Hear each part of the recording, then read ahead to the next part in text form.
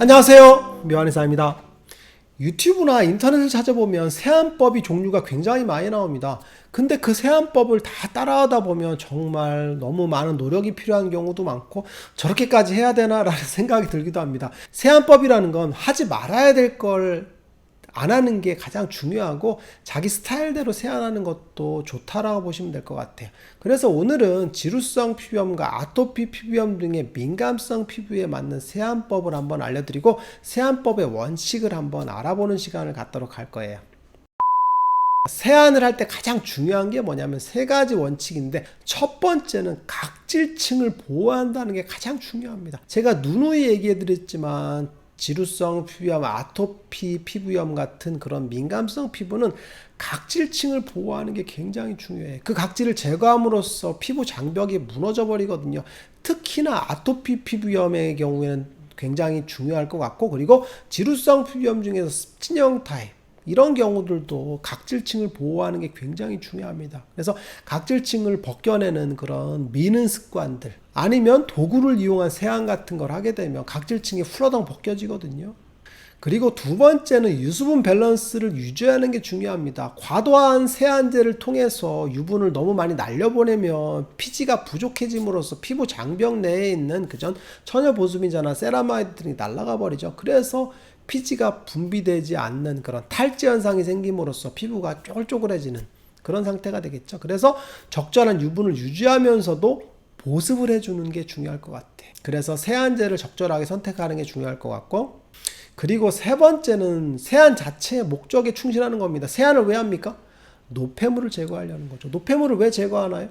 노폐물이 우리 모공을 막거나 혹은 노폐물이 피부에 알레르기 요인으로 작동하기 때문에 그렇습니다. 마치 우리가 황사가 막 심한 날에서 외출하고 들어왔어, 집에 들어왔어. 그러면 어떻게 돼? 얼굴에 피지와 황사가 붙어버리죠. 그건 피부에서는 알레르기 요인이거든요. 그런 경우는 적절하게 빨리빨리 제거해 주는 게 좋겠죠. 그래서 노폐물을 제거하는 것도 중요하다고 보시면 돼요.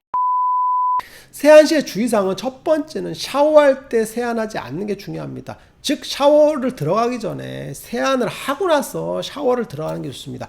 이거 흔히 미스하는 부분인데요. 왜 그러냐면 우리가 흔히 샤워를 하면 어떻게 되겠어요? 물을 쭉 뿌리죠. 그래서 충분히 적십니다. 그렇죠? 그러면 어떻게 돼? 물에 얼굴이 퉁퉁 부은 상태가 되는데 그 상태에서 세안제를 바르고 문지릅니다. 그리고 샤워기 물에다가 얼굴을 헹구게 되겠죠. 그러면 수압에 의해서 벗겨지는 거죠. 이건 바로 우리가 세차를 할 때 고압수로 세차라는 거랑 똑같습니다. 굉장히 강한 압력으로 각질을 벗겨내는 거죠. 그럼으로써 피부 각질이 손상되는 그런 상태가 된다고 보시면 돼요. 그래서 꼭 샤워하기 전에 세안을 하고 나서 들어가서 샤워를 하는 게 중요할 것 같아요. 그리고 두 번째는 너무 뜨거운 물로 세안하지 않는 게 중요할 것 같습니다. 이건 마치 샤워할 때도 똑같아요. 샤워할 때도 막 뜨끈뜨끈한 물로 피부 껍데기를 벗겨내는 그런 분들이 계시죠. 뜨거 하면서.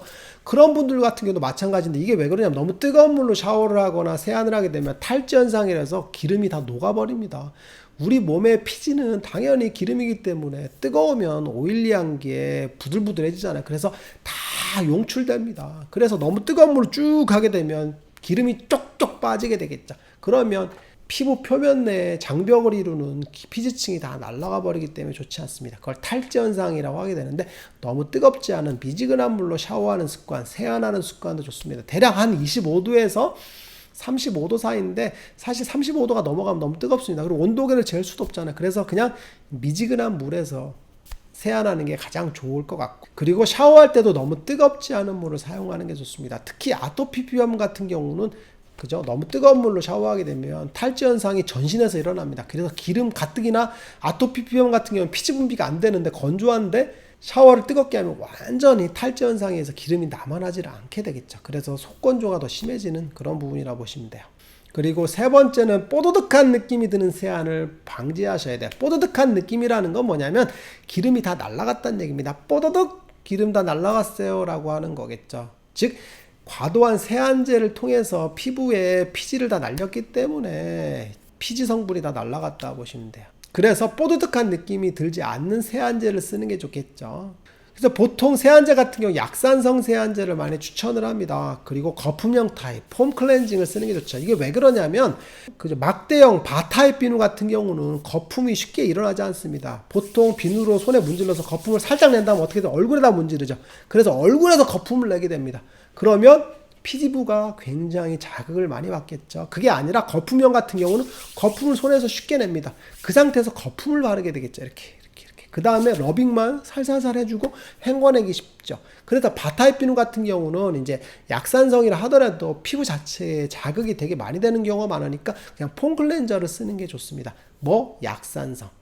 반대로 세안제 중에서 보습을 해주는 세안제들이 있거든요. 이런 성분에 있는 세안제를 쓰는 게 좋죠. 그래서 세안하고 나서 약간 미끄덩한 느낌이 드는 세안제가 가장 좋다고 보시면 돼요. 그리고 이중 세안을 하시면 안 됩니다. 화장을 하시는 경우에는 어쩔 수 없이 이제 클렌징 오일이나 워터를 쓰게 되겠죠. 이런 경우는 어쩔 수 없이 이중 세안을 하게 되는데, 이런 경우에도 굉장히 빠른 속도로 클렌징 워터나 오일을 바르고 씻어낸 다음에 바로 폼 클렌저를 통해서 빠른 시간 내에 하는 게 좋습니다. 여기서 제일 중요한 건 빠른 시간 내에 제거하는 게 좋습니다. 이런 경우는 시간의 문제이기 때문에 이중 세안이라고 보기는 어렵고 그냥 한 번 세안한다라 보시면 될 것 같고, 그리고 시간을 빨리 함으로써 탈지 현상을 줄일 수 있다라고 보시면 돼요.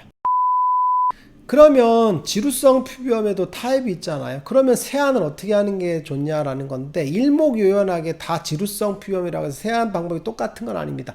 즉 구진형 타입 그리고 지루성 여드름 타입 같은 경우는 세안할 때 세안을 너무 약하게 하면 모공이 막히는 경우가 있습니다. 이런 경우는 세안을 조금 강도 있게 해도 되거든요. 그래서 아침에도 폼 클렌징을 쓰고 저녁에도 폼 클렌징을 써도 상관없는 경우가 많습니다. 특히 여름 같은 경우는 조금 더 사용을 해도 괜찮은 경우가 많습니다.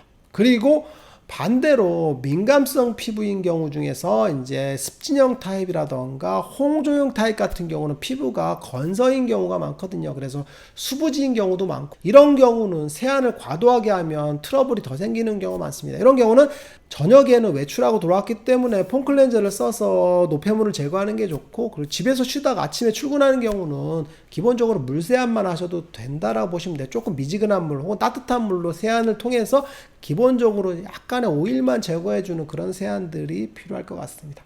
그러면 똑같이 아토피 피부염의 얼굴 세안이랑도 똑같습니다. 아토피 피부염의 얼굴은 기본적으로 유분이 없습니다. 마른 땅인데 기름이 아예 없는 땅입니다. 그래서 아토피 피부염 같은 경우는 얼굴에 기름이 나면 거의 다 나았다고 하거든요. 촉촉해지기가 굉장히 어렵습니다. 이런 경우는 기본적으로 민감성 피부의 세안법이랑 똑같죠. 그래서 지루성 피부염증에서 얘기하는 것처럼 아침에는 물 세안만 하는 게 좋고, 저녁에는 가볍게 폼 클렌징으로 빠르게 세안을 하는 게 좋습니다. 아니면 너무 건조하다, 그런 경우는 두 번 다 물 세안만 하셔도 상관없다라고 보시면 될 것 같아요. 오늘 이 시간에는 지루성 피부염과 아토피 피부염의 세안 방법에 대해서 한번 알아봤어요. 세안 방법은 사실 하지 말아야 될 것만 안 하고 하면 큰 문제는 없다고 보시면 될 것 같습니다. 지금까지 묘한 의사였습니다. 내 피부를 제대로 알자. 빠잉. 영상이 도움이 되셨나요? 구독과 좋아요 부탁드리겠습니다.